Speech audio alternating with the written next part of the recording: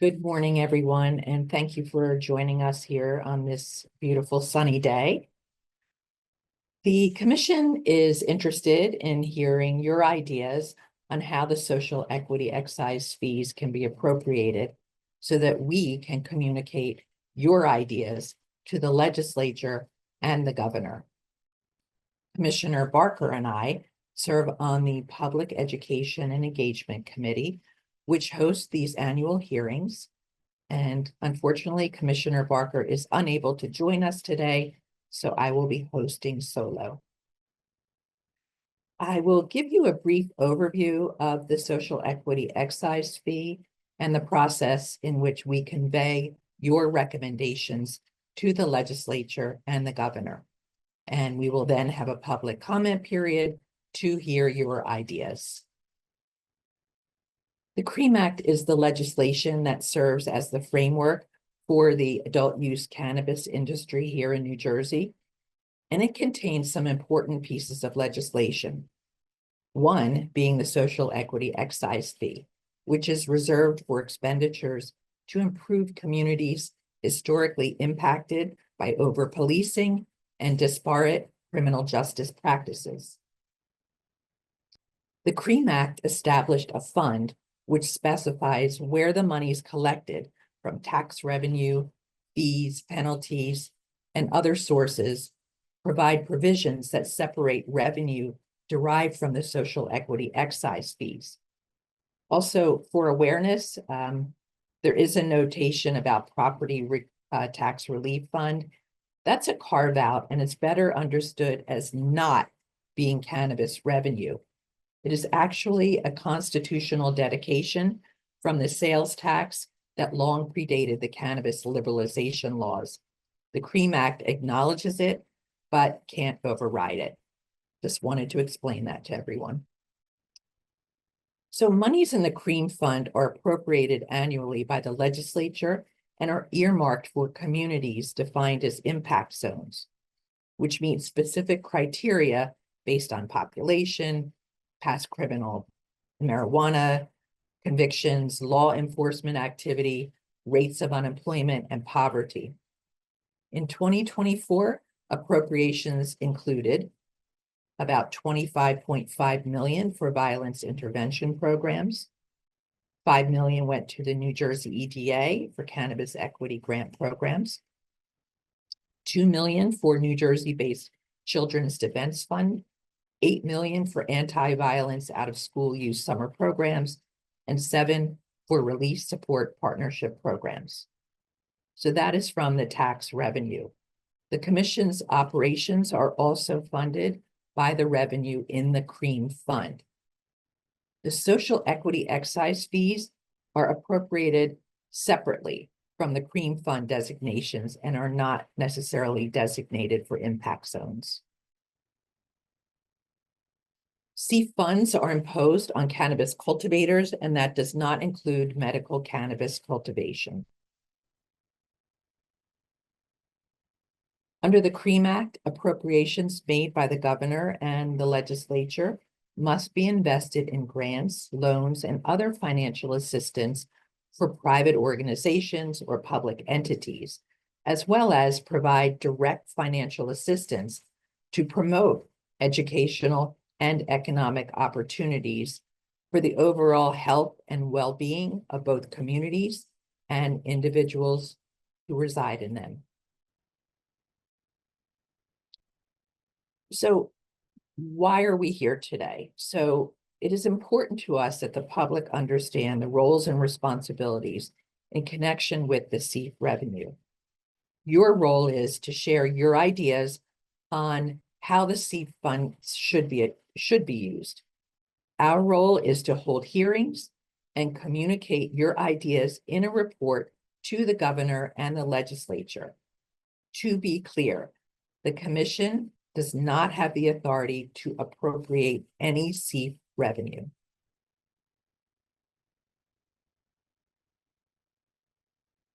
In January of this year, the Commission doubled the CEIF rate to $2.50 an ounce. At this time, there is over $6 million in CEIF revenue awaiting appropriations.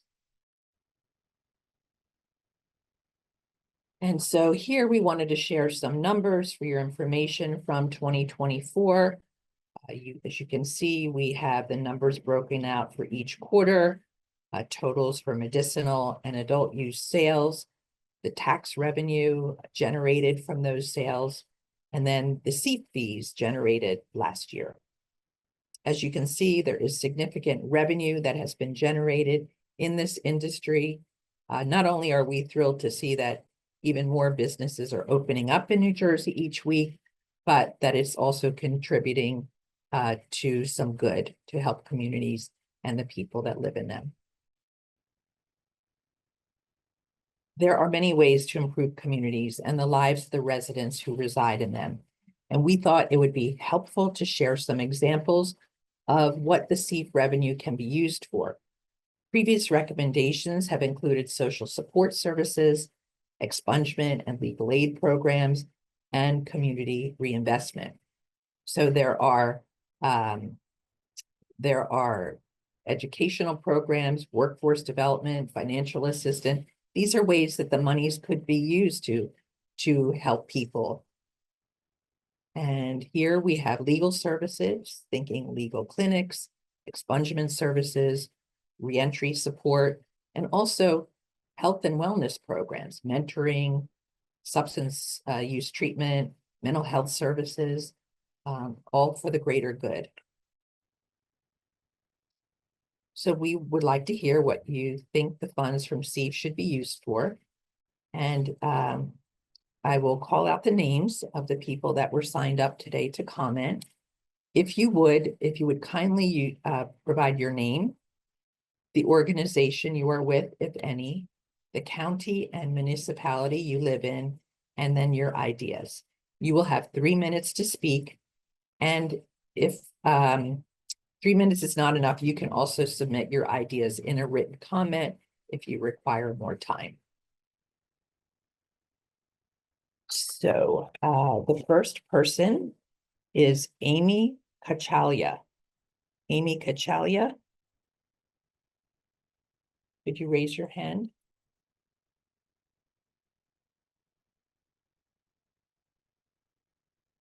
Okay, I don't see Amy here. How about Desiree Martel? Desiree, are you in the room? If you could raise your hand. And I will go down the list in the order. So if you have signed up, I will get to you. Okay, Anthony White. Anthony White. Okay, Edwin Chino Ortiz.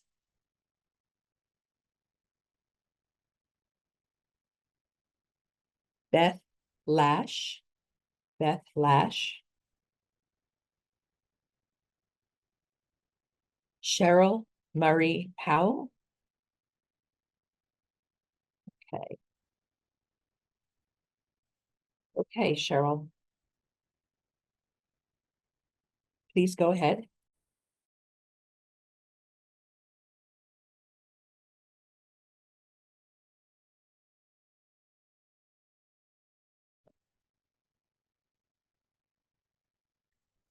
Hi, greetings. This is Cheryl Murray Pell, Esquire. I'm a cannabis agricultural dietary supplement trade and regulatory attorney. I have been very involved with watching and assisting with the rollout in New Jersey by working with clients here. I just want to say that, working with the CRC has been a great experience for myself and my clients. There's a presence in community that you typically don't see in many other markets. The commitment to education is unprecedented, along with the ease of finding information for my clients. That has grown exponentially with the introduction of the training program for the legacy operators that rolled out. So if I get any new clients coming on board, the first thing I tell them to do is go through that training so that we're, harmonized with regards to language and what they can expect in the future. So I just want to call that out initially. And then beyond that, with regards to community reinvestment dollars, congratulations on, tail end of last year, exceeding $1 billion in sales. That means that there's going to be significant tax revenues that can be used to better the community.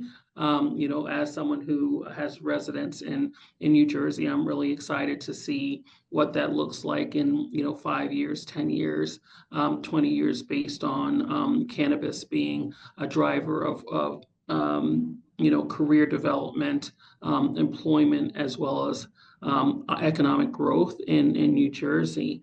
As far as specific things that I believe would be helpful for community reinvestment, I say that we continue to invest in the licensees that took the risk and are really optimistic and hopeful when they get their licenses. The grant program that has rolled out has been extremely successful. I have clients who, upon receiving that, have said that came right on time. They may have been at risk of losing the properties they had and things like that. So let's continue to put money into these entrepreneurs, these new cannabis business executives. Beyond that, I would like to see education for employees of our industry, whether they're bud tenders, so they can do career placement, they can go do higher education, more lawyers, more accountants, and also childcare for our essential workers in cannabis. So thank you for all of your efforts. I look forward to working with you, and well done, CRC. Thank you for your positive comments, Ms. Powell, and also for your ideas on the seed funds. Much appreciated.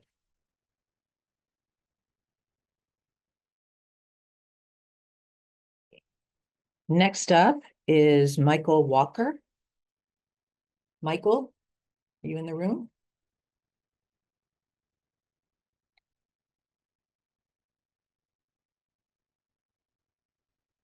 How about Edward Grimes? Edward?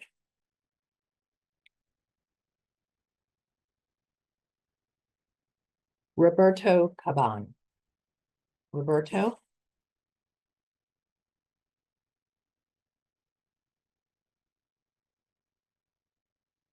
Anisha Gibbs?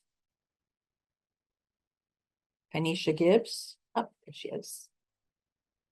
Go ahead, Miss Gibbs.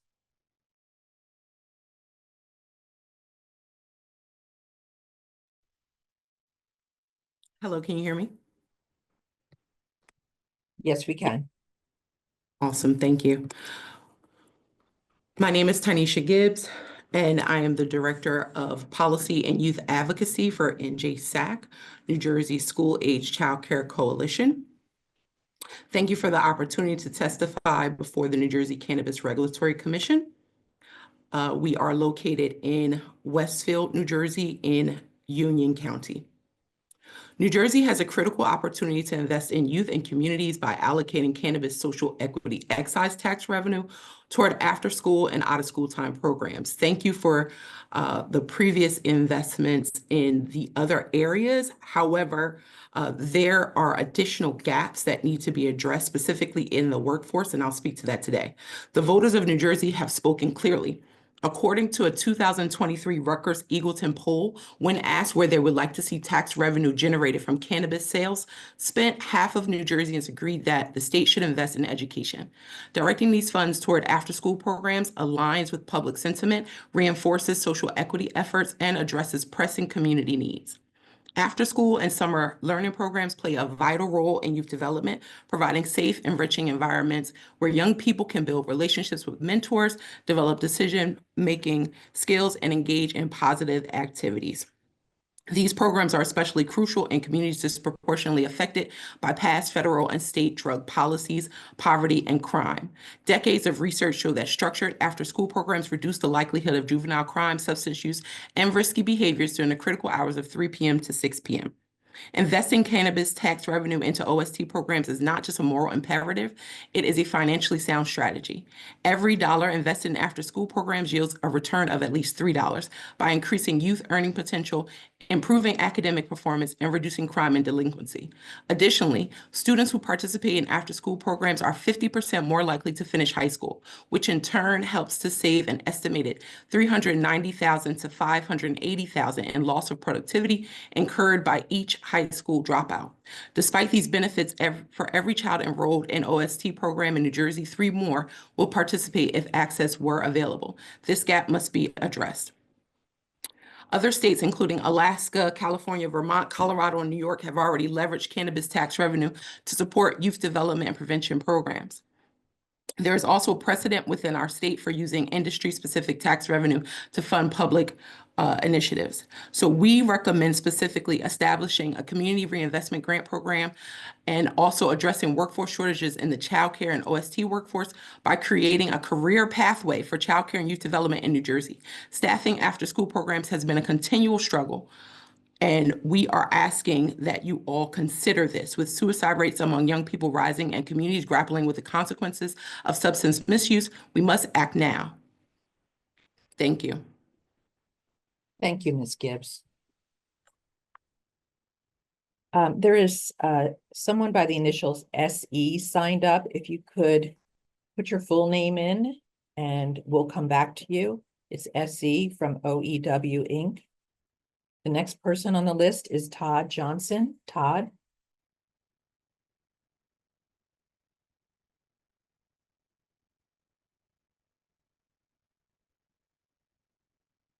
Go ahead, Todd.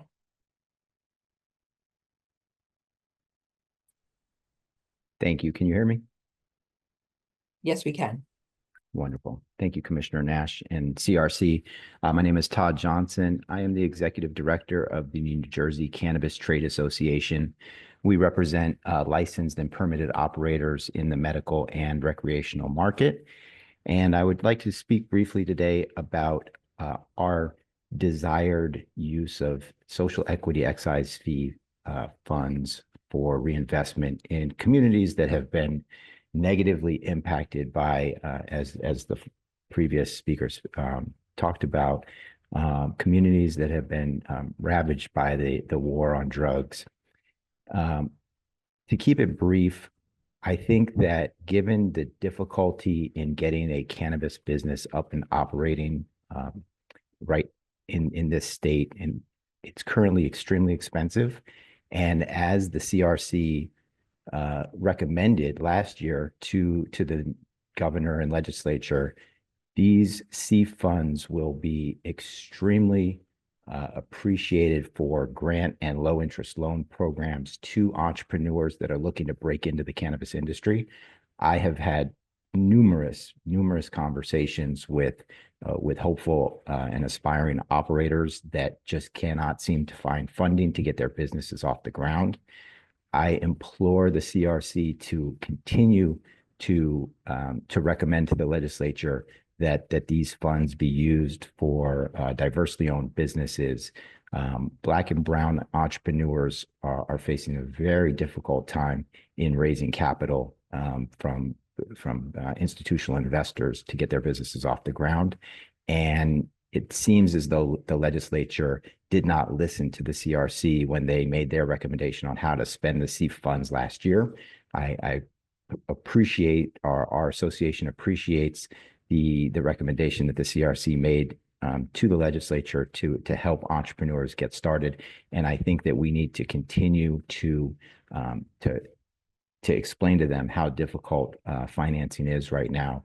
And so our recommendation would continue to be to help get these funds in the hands of local minority women businesses, disabled veteran-owned businesses, to help them get off the ground and be successful operators in the cannabis industry here in New Jersey. That will help increase equity and make it a more inclusive industry for all. Thank you very much. Thank you, Mr. Johnson. Next, we have Jessie Marie Villers. Jessie Marie Villers. Oh, she is. Hi, Go ahead, Jessie. thank you for the opportunity to speak today. My name is Jessie Marie Villers, owner and CEO of Baked by the River Dispensary. We're a micro business retail open in Lambertville, New Jersey. I greatly appreciate that the commission continues to hold these regional hearings to get input from the public on how cannabis legislation and tax revenue from the industry can be implemented here in New Jersey. I hope to see cannabis tax revenue used first and foremost to address the damages done by the war on drugs. Cannabis tax revenue should be used to benefit the individuals directly harmed by cannabis prohibition and the Black and brown communities hardest hit by the drug war policing. Part of this could be through supporting community organizations, workforce development programs, nonprofits, and reentry programs throughout the state that are already set up to support this mission. The state cannot undo the harm done through years of drug war enforcement, but it has the opportunity now to use tax revenue from the industry to do right by the individuals hardest hit. I would also like to see cannabis tax revenue used to fund harm reduction programs for opioid use disorder, especially in impact zones. According to state-by-state statistics from the Center for Disease Control, the rate of heroin overdose in New Jersey is 3 times the national average. The New Jersey Medical Marijuana Program has opioid use disorder listed as one of the diagnoses that can qualify a patient for a prescription, which has proven to save lives. But if cannabis is not accessible to those patients, it's not a realistic treatment option. Right now, we don't have a single rehab facility in the state that allows for the use of cannabis prescription. A cannabis prescription is also not covered by insurance, and home grow is still a felony. So realistically, cannabis as a harm reduction option would be one of the most expensive and least accessible options for someone in early stages of recovery from opioid addiction. I would like to see some of the tax revenue from cannabis to fund harm reduction facilities in the state and help cover prescription costs for patients in need. Supporting harm reduction programs, mental health programs, and community response teams to address the ongoing opioid epidemic in our state should be a priority, and first and foremost, supporting these programs in high impact zones. Investing in these types of programs instead of law enforcement will help support communities that have been harmed by unjust enforcement of the war on drugs. It would be great to see a larger percentage of the New Jersey cannabis tax revenue going to the social equity excise fee. I appreciate the increase of the that fee that was made last year. And as a license holder in the industry, I can say the small increase has not negatively affected the market. The originally proposed increase from $1.24 to $30 per ounce was largely opposed by the industry, and such a quick increase could create waves in the industry that would disproportionately hurt small businesses, independently owned businesses, and minority owned businesses. But I do think the long-term goal should be to increase the fee incrementally, to continue to increase as the industry expands. As sales keep increasing, so should the percentage of revenue going to the social equity excise fee. The rate of the social equity excise fee is not sufficient to meet the needs that have been mentioned in this hearing. If the commission proposes increasing the social equity excise fee again, it would be great to set up a meeting with industry stakeholders, social equity advocates, and legislators to discuss how this increase could be implemented in a way that supports the greater percentage of tax revenue going to social equity causes while keeping the industry flowing so we can continue to support these programs in the long term. Thank you so much for the time. Thank you, Ms. Villers. And can you tell us your municipality that you reside in? Sure. I'm in Lambertville, New Jersey. Thank you very much. We have Kenneth Seymour. Kenneth? We have Myung Hai Lee. Myung Hai Lee. If you're in the room, can you raise your hand?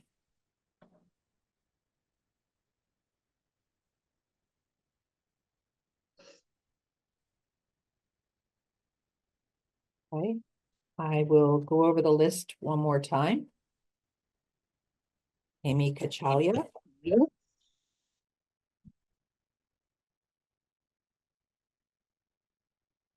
Desiree Martel. Anthony White.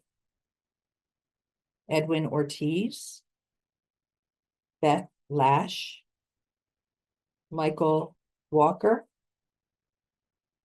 Edward Grimes. Roberto Caban. Someone by the initials SE. Kenneth Seymour, and Myung Hai Lee.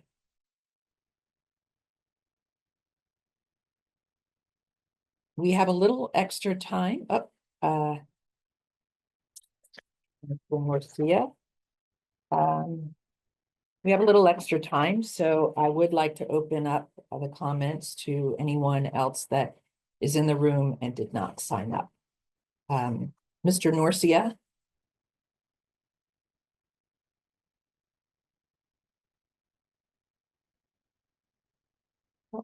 Okay. Is there anyone in the room that would like to comment before we wrap up? If so, please raise your hand.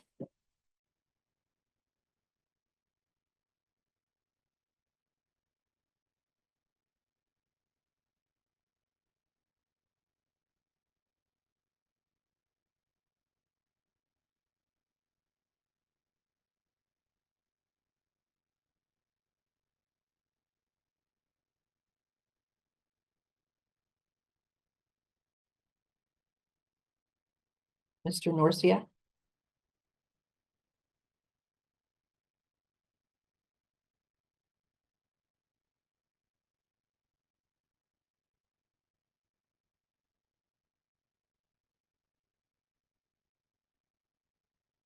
Hello?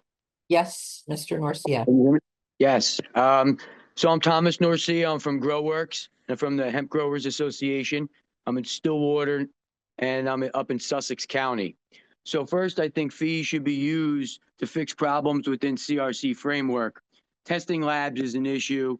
You guys should have your own testing lab to be able to double check COAs on final products. We know that there's issues all over nationwide with corrupt labs and finding, and same thing, Jersey, not finding mold, not finding pesticides, and reporting bad potency. So you guys need to have your own lab on site. Another thing, hire some commission under you guys that are educated and have experience in cannabis so that you guys have questions. You can refer to them that have proper knowledge. That's critical. We need people with the right education and experience. Another thing, the hemp program was majorly impacted by new state law. You guys could use fees to start a new license category to get us in that could generate a lot more revenue for you guys. It's kind of something that just keeps getting pushed under the rug. I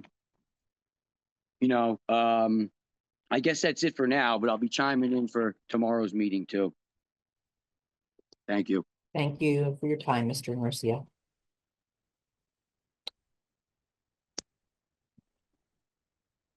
Okay.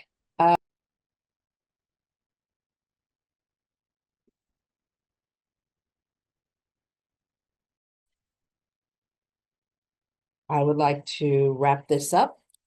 We really do appreciate your spending the time with us today. Thank you for your participation.